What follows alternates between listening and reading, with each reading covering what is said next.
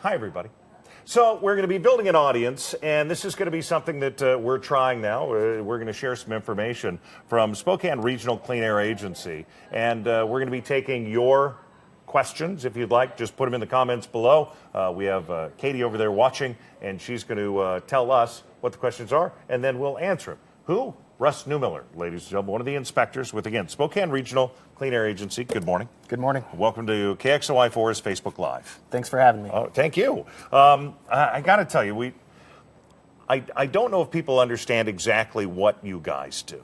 So why don't we start off with that and give us that big umbrella. This is who we are. Okay. All right. Well, from the inspector's perspective, I'm one of 5 inspectors at Spokane Clean Air.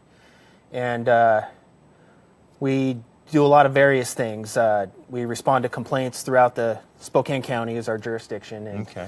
we respond to complaints from anything from dusty construction sites, outdoor burning, illegal outdoor burning, Right. smoky chimneys, that type of thing. Okay. One of our primary duties also is to inspect facilities to make sure that they're properly operating and maintaining their air pollution control equipment.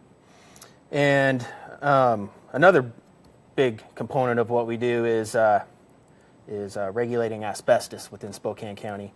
We take a look at a lot of more of the commercial end stuff, the bigger renovation, demolition projects you see around the county. There's a lot of that going on. Yep. And so we get notifications on that. We try to inspect those as best we can, make sure the asbestos is being properly handled and disposed of.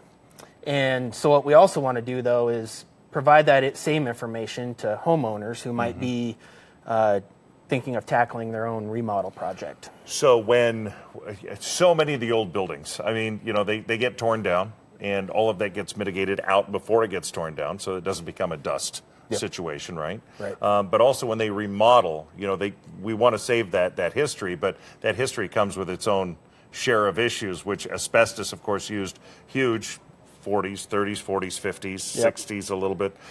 Getting into that is a way to hold heat in. You know, it's a good insulator. Yeah, they used to call it a miracle material because it's resistance to heat and fire and resistance to chemicals. It was a really good component to put within building materials because it made those building materials really strong.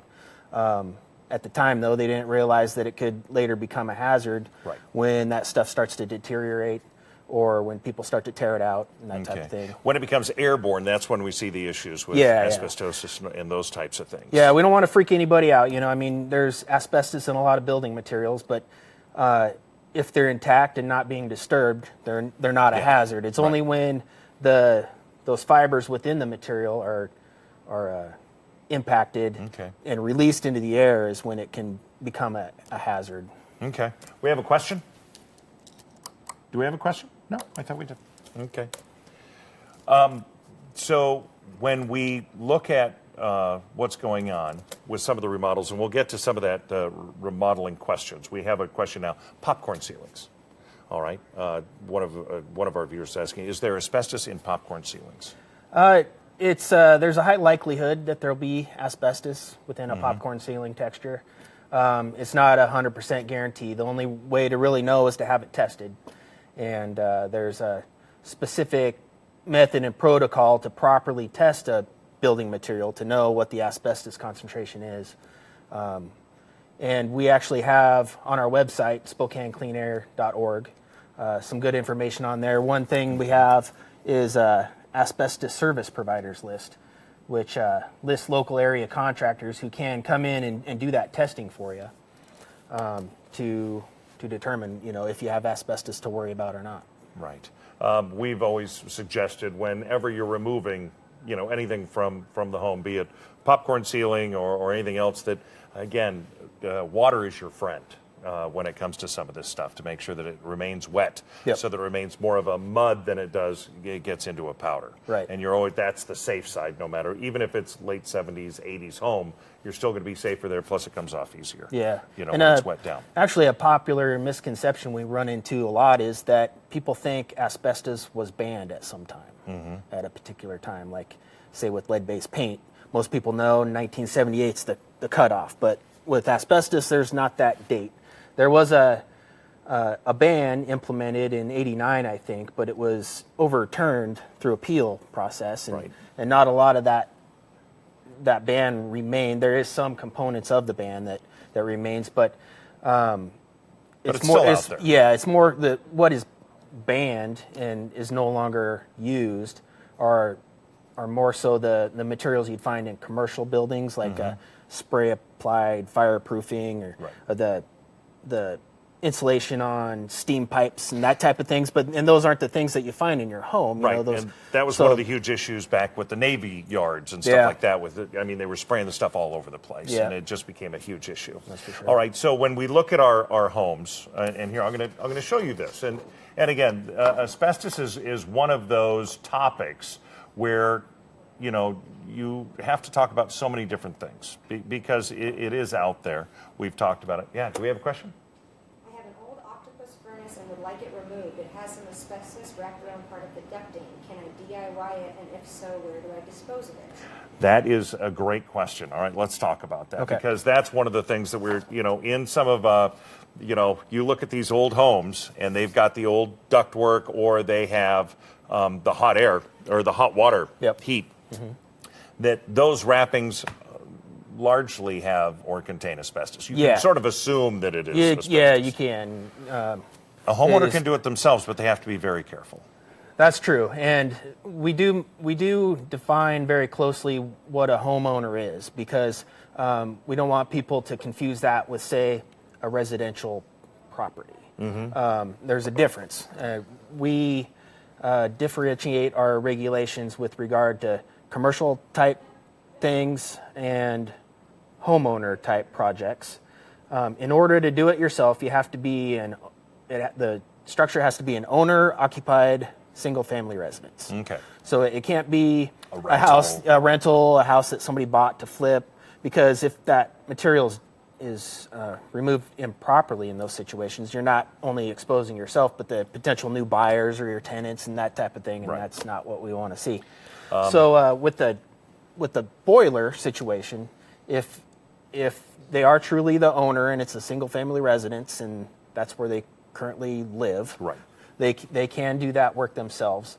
The local area landfill that accepts asbestos waste is Graham Road out by Fairchild Air Force Base. There are requirements on disposal, and they have pretty strict requirements out there about how they receive asbestos. How many mils the bags are and things like that. I think it's a 5 mil minimum bag, and you've got to do some research. Yeah, it's got to be labeled and tracked, and they can help you out there. They can even, last I heard, provide the bags for you. Okay. One of the other things is, again, I'll bring this up, if you are going to do it, and the suggestion is, unless you're really handy, that you probably shouldn't, and whoever may be putting in your new HVAC could assist you with that properly. They've got to go through the regulations, but they would know what to do. They would most likely have to hire a state-certified asbestos abatement contractor. Not just any contractor can do asbestos work. They have to be properly trained, certified. The workers have to be properly trained and certified with the proper personal protective equipment. And it's sort of a thing. It's a thing. It's a thing. It's definitely a thing. If you're truly going to try and do it, though, the best thing to do is usually you have metal bands that have attached that there, is that you soak it with water. You cut the bands. You should be in a full garb, even though everything is wet. That's an expense, because you want a full body suit, you want to wear a respirator, you want to have gloves, you tape them off, you put those into the bags, you do that, keeping everything extremely wet throughout the entire room. Not a running water wet, but, and it's a thing, and you need to be very careful when you do it. So I would suggest you go to an expert. It's worth the extra cost to make sure it's done correctly. We have a question. Okay. Recently had some asbestos abated in my laundry room based on the fact Zero Res didn't want to clean my vents. I'm worried that even though I got it abated, how do I know that I am in the clear to get my vents cleaned, and could there be more asbestos in those vents? So I get that. It's an airborne deal. Can you track maybe what's in the vents and test that? Can you test that dust for asbestos? There is a test method to test general dust for asbestos. Is that something they can have you come out and no, that's not something we do. Again, we'd probably refer them to our service providers list and those local area consultants who do that type of testing. So they would take, again, a cover off one of your vents. They would remove the vents from the floor. They would go down into there. They would get a sample and test it, and you would get a certification.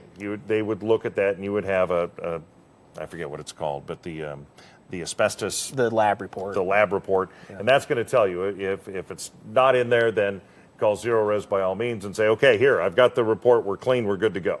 And a lot of times, if they had an abatement contractor do that work, there's some fairly strict requirements about how they have to do it and what they have to do after the fact. And most likely they have some air monitoring data from when they did the work and then also after the work was done. So you could contact the abatement contractor in that case. I think, did they say they had it abated? They had it abated. So you might be able to get back in touch with the abatement contractor, and they might be able to verify for you that the air was clean when they got done. I'm going to go off things here a little bit when it comes to cleaning your vents. And here's one of the cool things, and Zero Res is an extreme team, partner, and we love them, whoever you have do it, is that when you have those cleaned, that does take a lot of old stuff out of those vents, out of your air, and we're talking about clean air. Yep. I'm just going to say that you're going to see an improvement in your respiratory. If you have issues with that, you're going to see issues if you're allergic to dust. That's going to improve your world. And then as those get cleaned, and you should do it every 10 years, there are many homes that have never had it done. So when you do that, it is going to improve the air in your home, and then you put that filter in there, that sort of just traps the big stuff. There are some new micron, deals that you need to change more often than you do, by the way. But it's something worth doing because you'll feel better. Yeah. It really is. They do good work. Okay, another question. How do we get the asbestos siding removed from our house? What would it cost? Is there assistance for low-income seniors? Again, great questions, because we're referring back to your website, I think. Yeah. Again, that service providers list is a pretty good go-to guidance document that we would refer people to when they have, a question like that. There's that old siding that's got that rippled edge that we see a lot around town. We often tell people that you can't tell a building material is asbestos just by looking at it. But when it comes to that siding, you almost can, because it's been tested a million times and it comes back asbestos a million times. And go to SpokaneCleanAir.org, and they've got a list of people who are certified to do asbestos testing and abatement. Yeah. And you can contact them and talk to them. We actually do also have a more specific guidance document on how to select an abatement contractor. Okay. Because, you probably want to call around, get some bids, and, get a feel for the professionalism of the contractor, who you feel comfortable working with and that type of thing. And that guidance document gives you some information on how to maybe check the history of compliance with some of these contractors and that type of thing. So that's a good resource also on our website. The other thing you need to remember is that when you're doing any work on your home and you have anyone, be it asbestos abatement or you're just bringing someone in to do insulation or repair your front deck, you can ask for references. Make sure that these are people coming into your home. And so really, when it comes to that, make sure you're getting references. And again, your document there is going to allow them on how to choose that correctly. Yep. And bonded and insured, man, it's a great thing just in case something goes awry. All right, when it comes to apartment community living, is there a strong enough... Oh, wait a minute. Which way are we going here? Oh, when it comes to apartment commercial living, here we go. Is there a strong enough focus on investment regulation protection from apartment administration? How would one check in on this? So if it's an older apartment building, then that's probably more valid than the newer ones, Yeah, definitely. With regard to asbestos and building materials, it is far more likely to be in the older buildings than the newer ones. So. Let's talk about this. And Russ, you and I have had this conversation. In as much as if you're living in a home and there's nothing wrong with it, or you're living in an apartment and there's nothing wrong with it, even if there's asbestos there, it's relatively safe. It's not being put into dust. It's not being cut by a saw. It's that type of thing that if the place is in good shape, then you living in it is not going to be, an issue. Correct. Yeah.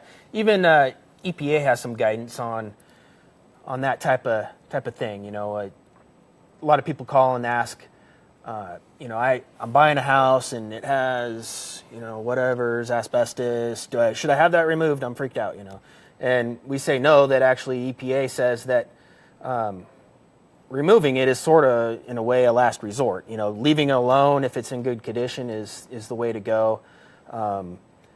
Say you have a popcorn ceiling texture, if it's got a coat of paint on it, it's pretty well isolated. We'd consider that to be encapsulated or enclosed. And so encapsulating it, enclosing it, like putting a new flooring over an old flooring if it's intact and it's a good substrate, for doing that. Yeah, for it's level and adhering you don't need to remove it, just go over the top of it.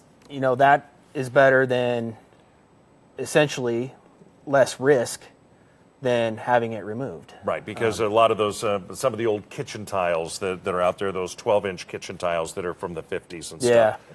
You start breaking those up and going crazy, then, again, this is where if you have to do that you want to make sure that you're wetting down the surfaces and make sure that just keeps it from becoming an airborne dust. Right. And that's what you really want to do, is you don't want to have a dusty environment. Yeah, But and with regard to the floor tiles, it's actually the older 9-inch by 9-inch tiles. The 9-inch? Yeah, Okay. that are more likely to contain asbestos, much like the cement siding that we see around town. If you see a 9-inch by 9-inch tile, I'd say it's 90. Odds are pretty good? Odds are pretty good that it's Okay. asbestos. It could be in the 12-inch ones too, but we found that those 9-inch ones are really the ones that have the highest likelihood to contain So asbestos. cover them, encapsulate them, and then continue on with your world. All right, let's ask. We've got another question here. What is the cost to expect for just an inspection, and what would I need to anticipate for cost for removal by the square foot amount, if you could? Do you have any idea? Are there some approximates? We figure a base minimum for an asbestos survey, and that's that. I don't know if we talked about that yet. An asbestos survey is what you have done to determine what's asbestos or what's not. A certified building inspector, they'll come in, they'll test, they'll actually take pieces of the materials, send them to a lab and get an asbestos concentration on those. And so that's... So what was the question again? Hold on a minute, hold on. I went off on a tangent there. So what would an inspection cost approximately? Right, yeah, got it. So what we figure is the bare minimum for that type of inspection is around $200-250 just to sort of get somebody to show up. The additional costs are for the lab analysis, essentially. Right. And there's really no way to know what it'll cost until somebody comes out and takes a look at it. So that's one good reason to do some calling around off that service providers list. Let them know what you got, what you plan on doing, and get some bids on getting the survey done. And then also... It's not cheap. No, it's not. I mean, you can find people who are less expensive than others. Yeah. And hopefully, again, off that list, they're certified. They have to do certain things in a certain way. So yeah, and as far as the removal cost per square footage, it's going to depend on what the material is, where it's at. Too many variables there to really give a ballpark even. We're not going to be able to answer the full breadth of that question. Yeah. Is sort of, I think, where we're going with that one. All right, what about selling a home built in the 50s? Is there asbestos in the kitchen flooring or glue material? And would I be required to remove it prior to selling? I think this goes back to what we talked about previously. Yeah, you can leave it alone. There's no requirement to have it removed. Unless it's in a deteriorated state. One thing we say is you shouldn't leave a building material that's fallen apart or that type of thing for, in a residential situation or if you're selling a home. So if that's a 50s home and the kitchen is in good shape and, it looks cool, chances are it is cool. Now, if that kitchen has, some, let's say it's one of those homes, and we've seen it before, we got a little dry rot underneath there, some of the moisture around here, certainly this year you're finding it. And so it's starting to break loose, and you've got, some loose areas of that floor, that would need to be probably replaced or shored up and then covered, and you'd have to put another floor in over the top of it if you could. And it is fairly likely that, in a 50s home, that sheet vinyl flooring, if it is the original stuff, it might have a 50-50 chance of being asbestos. And most likely it's in the backing of the material.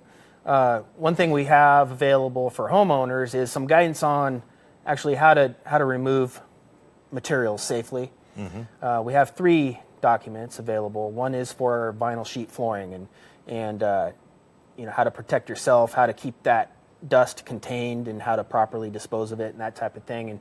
And so we have one for vinyl sheet flooring, one for the cement asbestos board siding. Gotcha. And the other one I think is popcorn ceiling texture. Okay. So those are kind of the 3 ones, the major ones we run into a lot. And even if it isn't one of those 3 materials that you're thinking about tackling, you could still apply a lot of those procedures that are found within those documents to other materials too. Hey, Jeremy, I'm going to show this again. So, again, asbestos, again, you said a lot of people go, well, it's illegal. I mean, no, it's not. This is just about everywhere in the home that it is, and it's potentially all over the place. In newer homes, it's lessened. They're not using it as much because, well, they don't want to deal with it. There's a lot of liability. Yeah, Everybody knows by now that asbestos is, a bad thing. And so, the manufacturers are going away from it. And they're not using it as much.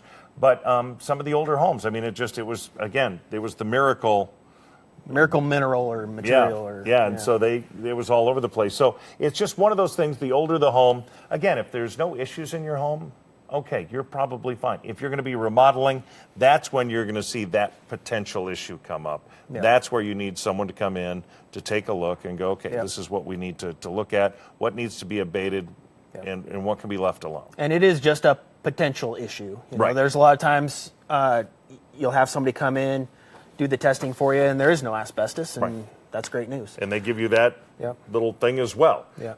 I think that it's one of those issues that you really need to learn more about. Certainly, if you're going to be flipping homes, if you're going to be remodeling and adding to your home, sometimes it's better just to put the add-on, put the door in, and just minimal. Minimize the impact. Minimize the impact of what's going on. Vermiculite. This is what we find that in a lot of attics throughout Spokane. Right. Yep. What can you tell us about vermiculite? It's an interesting material. Much of the vermiculite found in Spokane came from Libby, Montana, and that's a vermiculite mine that is known to have been contaminated with asbestos. And so, as we said before, asbestos is a naturally occurring mineral fiber, and it wasn't intentionally added to the vermiculite that was mined from Libby. Gotcha. There was veins of asbestos within the veins of vermiculite that they were mining, and it was just a contamination issue. Okay. So the good news about vermiculite is that if there's asbestos in it, and there most likely is, it's typically a low concentration. It's even below less than 1%, which 1% is usually the cutoff as to whether it's regulated or not. Gotcha. And naturally occurring, so it's got that less of that manufacturer's deal. It's less dangerous. Well, that I was correct? gonna, I'd say no. Okay. Because although there's typically a low concentration of it within vermiculite, Gotcha. it's highly friable. It's very likely to become airborne. All right. Which we make a distinction there between friable materials and non-friable materials. Okay. Typically, the friable ones are more dangerous because, like I said, They can go into a dust Yeah, airborne. I mean, you can basically just run your fingers through the vermiculite, and you're going to kick up a little bit of dust. Right. You can almost kick up dust by looking at it. But So leave that alone. leave that alone if you can. And Okay. actually, in Spokane, we're somewhat unique in how we regulate asbestos or vermiculite. Okay. In that we say, and it's based on EPA's recommendation, that if you find vermiculite, it should just be treated as asbestos. Okay. Because it is, like I said, The odds are it's in there somewhere. Yeah. Okay. Now, we have another one. Can asbestos be found in other things in our daily lives? The answer is yes. It can. What do we need to be aware of? I mean, what's out there that might cause us concern or just general information? It is, sort of everyday contaminate within the air, maybe not at a dangerous degree, but it can be found in older brake pads and brake components and that type of things with cars. And even, we found that it can be in, say, gravel pits where they're mining the rock and that type of thing. Right. There could be just trace amounts of of that there. So it is sort of all around, but the biggest concern is, with the demolition and renovation of building materials, because it's concentrated dust, and it's all right you're there. right there, and you're breathing it, and it's almost non-perceptible within the normal environment. But it's not to say you couldn't find it there. Okay. It is everywhere. There's no doubt about that. We've shown you in the houses, from asphalt shingles to the joint compounds that are used in some of those areas. And again, we're getting towards the end of our half hour, I guess. So as we look at this, what are some of the things that we'll recap? Go to Spokane. What is it? Spokane? SpokaneCleanAir.org. SpokaneCleanAir.org. You've got information there. You've got lists of people who are certified and that have met the requirements to inspect and abate. Yep. And if you just have questions in general, I'm one of 5 inspectors down there. Who are the other 5? Who are the other 4? The other 4, well, we have Deirdre. She's been with us for quite a while. She's a good resource with asbestos. Okay. Deirdre? I know they're watching. And Brandy. Okay. And Derek. You know Derek. I know Derek Aubrey. And Derek, how are you doing? And we got a new guy named Vaughn. Vaughn. Yep. Okay. And so they go through the training. You guys are out there. I know you use high efficient vehicles because you are the clean air people. And you're out there also, again, when the dust is firing up and when there's all this stuff going on, in order to regulate that and make sure that they're using the proper amount of water on construction sites and stuff to keep that down so that we're more comfortable. Yeah, we sort of transitioning, in the wintertime, it's wood smoke complaints that we get that we follow up on, try to make people aware of what the requirements are as far as minimizing the smoke from your chimney. And now we're kind of transitioning into the spring with the outdoor burning. People are trying to clean up their properties and burning things, and I'd like to let them know that burning yard and garden debris is not allowed in most cases. And then and then in the summer, we'll transition to more the dusty construction sites, the road projects. We try to make sure that they're keeping water down, minimizing the dust from those types of things. Water is a good thing when it comes to dust. That's why I should probably just rinse the whole inside of my house down just because of the dust. Or clean. I could clean. See, they're just one big thing of pledge. That's what they are at the Spokane Regional Clean Air Agency. Where there is burning allowed in some of the counties and stuff, is there a way, is it to make a smokeless fire? I mean, is it burning it hotter, making sure that there is good flames and stuff? Or we see people, the sledge piles and things like that. Yeah, the burning that is allowed within Spokane County is generally silvicultural debris from unapproved parts of your property, where DNR would potentially write permits for that type of thing to remove forest slash and that type of thing for the purpose of reducing the fire danger. The only really other type of burning that's allowed within Spokane County or the city are the rec fires. Right. So we say with those should be just clean, dry firewood, not wet limbs that you pulled out of your yard or that type of thing. Not construction waste. No construction waste. That's a big no-no. Okay. We figure there's alternatives for people to dispose of that type of thing, and burning shouldn't be one of them because it can create a nuisance to your neighbors and that type of thing. So. Yeah, most certainly. So we have plenty of wood out there, and again, the harder the wood, the hotter it burns, and we see that in fireplaces. It also is a better return on heat in the wintertime, and it does burn more cleanly. Yep. All right, we have another question. What if you're pregnant and have been exposed? The exposure part is the tricky part about this. Yeah. I don't know what, There's no general safe level of asbestos exposure. Right. But there are what they call permissible exposure limits that have been determined for workers.